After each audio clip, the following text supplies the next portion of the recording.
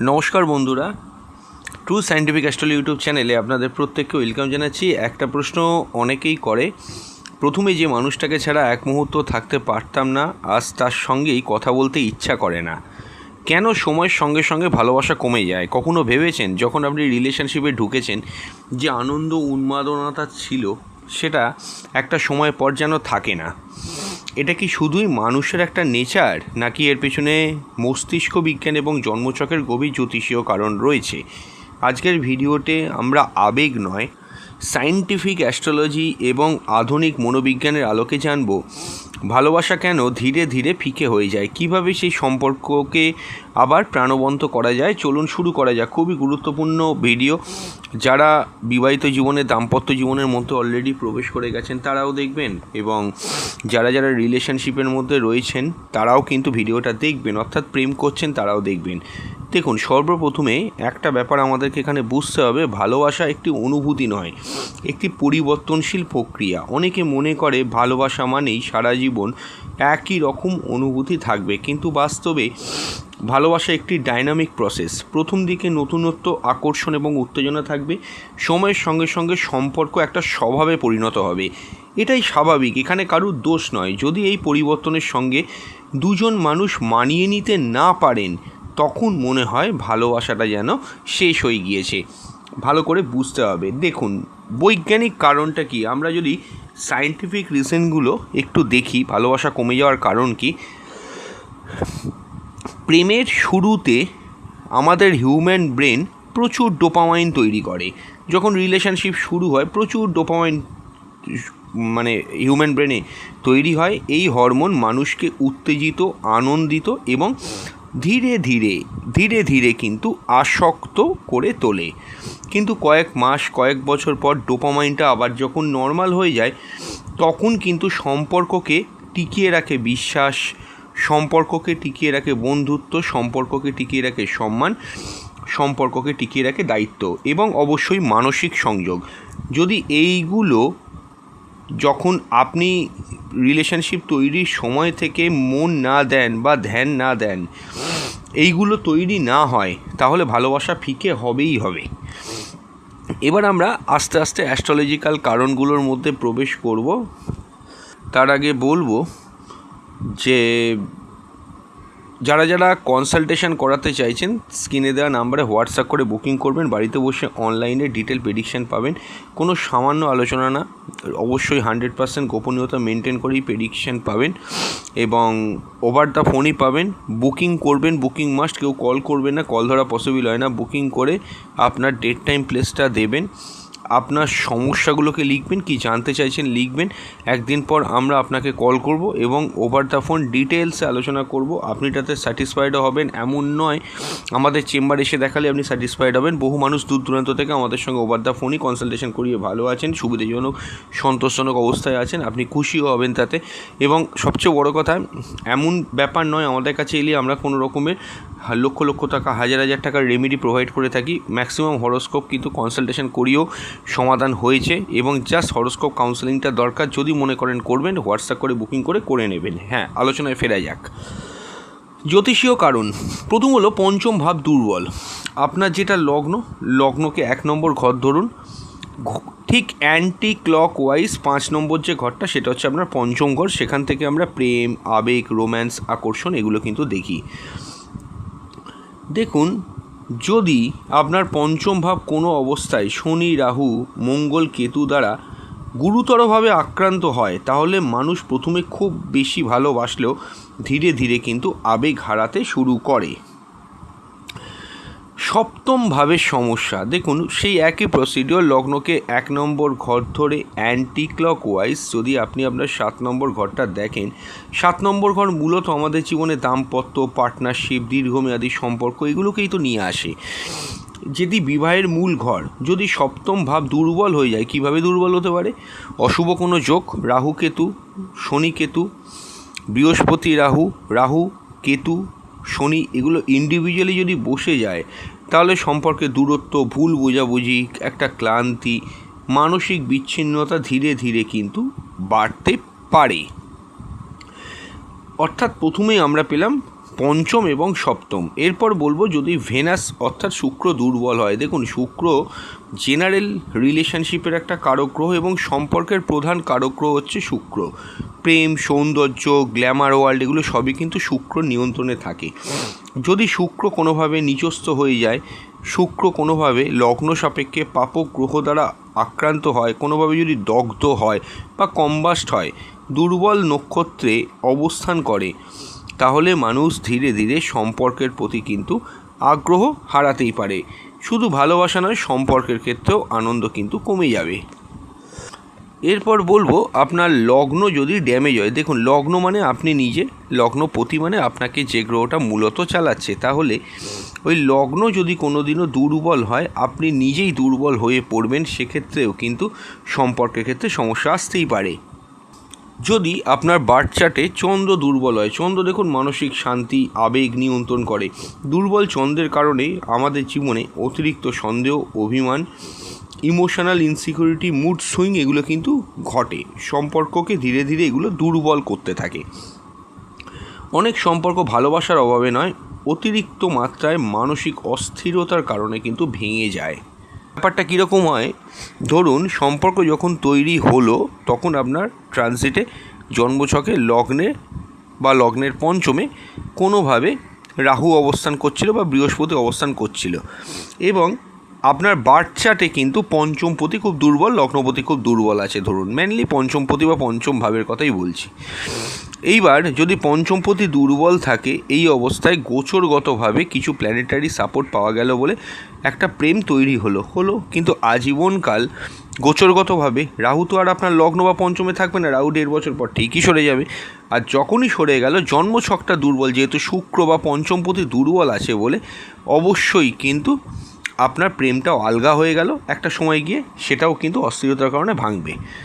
আচ্ছা, শনি কেন ভালোবাসা ঠান্ডা করে দেয়? দেখুন, শনি সময়ের পরীক্ষা নেয়। শনি যখন সম্পর্কের মধ্যে প্রভাব ফেলবে, জানবেন দায়িত্ব বাড়বে, চাপ বাড়বে, জানবেন রোম্যান্স কমবে। যদি দুজন মানুষ একসঙ্গে এই সময় পার করতে না পারেন, তাহলে ভালোবাসা অবশ্যই কিন্তু আপনার ফিকে বলে মনে হবে।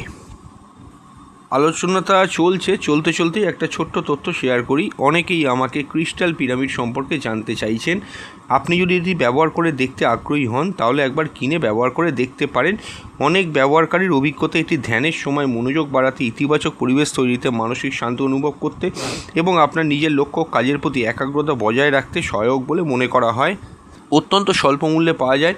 অনেকেই কিন্তু এটি বাড়ি বা অফিসের ডেস্কে রাখতে পছন্দ করে এবং বাড়ির নেগেটিভ এনার্জি সব দূরীভূত হয়।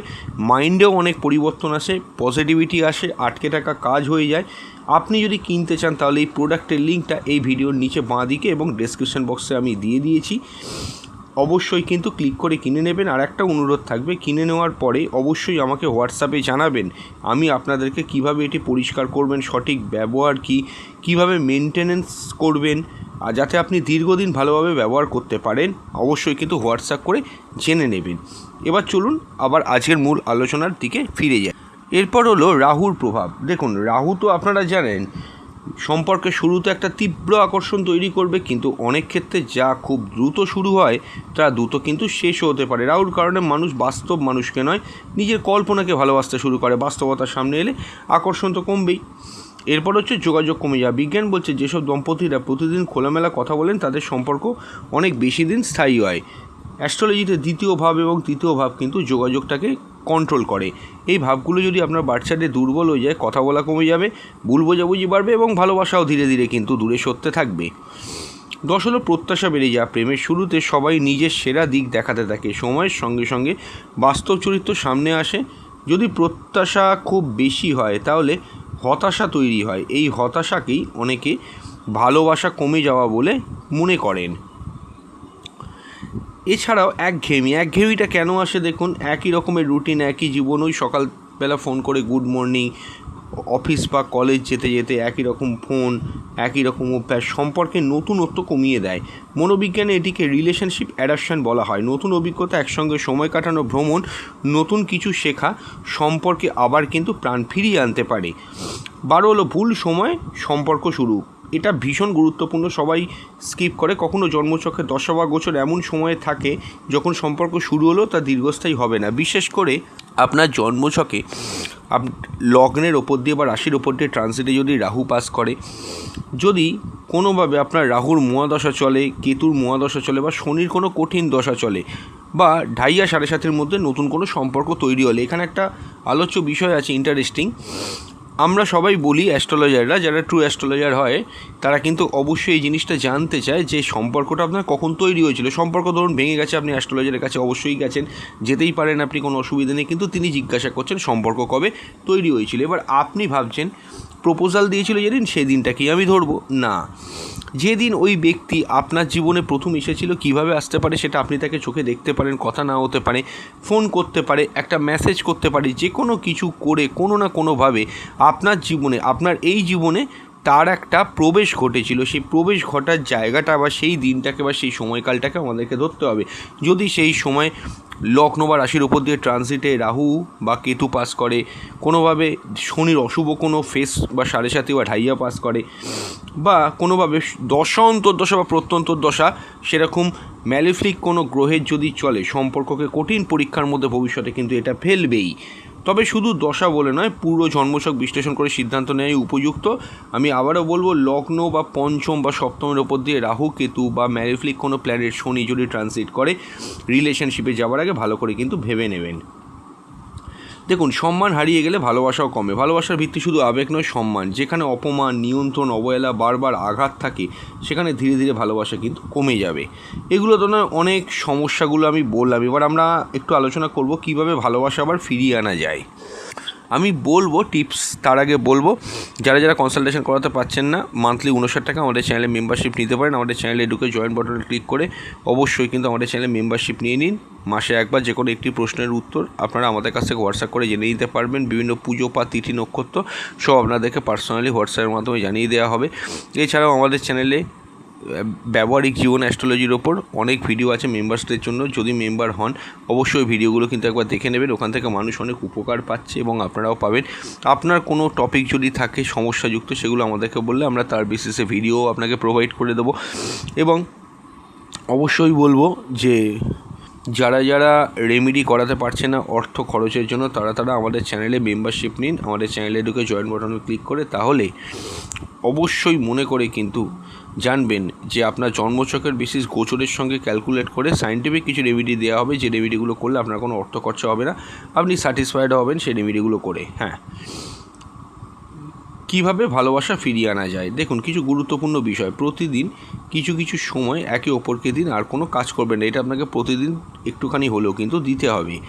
অভিযোগের বদলে আলোচনা করুন। দুজনের প্রতি কোনো অভিযোগ থাকলেও একদম কথা বলার অ্যাপ্রোচ পাল্টান এবং খোলাখুলি কিন্তু আলোচনা করার চেষ্টা করুন। পার্টনারকে বদলানোর চেষ্টা না করে বোঝার চেষ্টা করুন। অনেকে বলে আমি আমার পার্টনারকে চেঞ্জ করে দেবো, আমার সঙ্গে রিলেশানে এসছে, এবার আমি একদম সব সোজা করে দেবো, আমার মনের মতো করে তৈরি করবো। এই কাজগুলো কিন্তু করবেন না। বোঝার চেষ্টা করুন সে কী চাইছে। জন্মছকে দুর্বল সম্পর্ক সূচক বুঝে বাস্তবসম্মত সিদ্ধান্ত নিন। যদি আপনার বাচ্চার প্রবলেম হয়, সেরকম বাস্তবসম্মত কিছু সিদ্ধান্ত নিতে হবে। যদি আবেগের বশবর্তী হয়, কখনোই কিন্তু নয়। আপনার জীবনে যদি একাধিকবার প্রেম এসে থাকে, কোনো প্রেমই টিকছে না, জন্মছকটা একবার কাউন্সেলিং করান। এগুলো মনে রাখবেন, বাচ্চাটা কোনো প্রবলেমের জন্যই থাকে, হয়তো কোনো সূক্ষ্ম জিনিস, সেগুলো সেই কারণটার জন্য এটা কিন্তু হচ্ছে না। অবশ্যই কিন্তু আমরা আপনাদেরকে গাইড করে দেবো। আচ্ছা, সম্পর্কে কৃতজ্ঞতা প্রকাশের অভ্যাস করুন। যে সম্পর্কে আপনি আছেন সেই সম্পর্কে রেসপেক্ট বা কৃতজ্ঞতা আপনাকে কিন্তু দেখাতেই হবে। নতুন স্মৃতি তৈরি করুন। ওই যে বললাম, ডোপামাইন নতুন জিনিসের প্রতি খুব আগ্রহ দেখায়, ধীরে ধীরে ডোপামাইন নর্মাল হয়ে যায়, তখন কিন্তু হিউম্যান ব্রেন থেকে ওই এফেক্টগুলো কিন্তু চলে যায়। তাই জন্য আমি আপনাদেরকে বলবো, রিলেশনশিপে থাকলে নতুনত্ব কিছু প্রোভাইড করার চেষ্টা করবেন আপনার পার্টনারকে। যেমন নর্মাল পার্কে ঘুরতে যেতেন, একটা সিনেমা দেখতে নিয়ে গেলেন, একটু চেঞ্জেবল থাকলে সম্পর্ক একঘেয়েমি আসবে না এবং আপনিও তাতে রিলেশনশিপ নিয়ে এগোতে পারবেন। দেখুন, অ্যাস্ট্রোলজি সম্ভাবনা ও প্রবণতা নির্দেশ করে, নিশ্চিত ভবিষ্যৎবাণী কিন্তু কখনোই নয়। কোনো সম্পর্কের সাফল্য বা ব্যর্থতা শুধুমাত্র গ্রহ নক্ষত্র দ্বারা নির্বাচিত হয় না। পারস্পরিক সম্মান, যোগাযোগ, বিশ্বাস, মানসিক পরিপক্কতা এবং যৌথ প্রচেষ্টাই একটি সম্পর্ককে কিন্তু দীর্ঘস্থায়ী করে তোলে।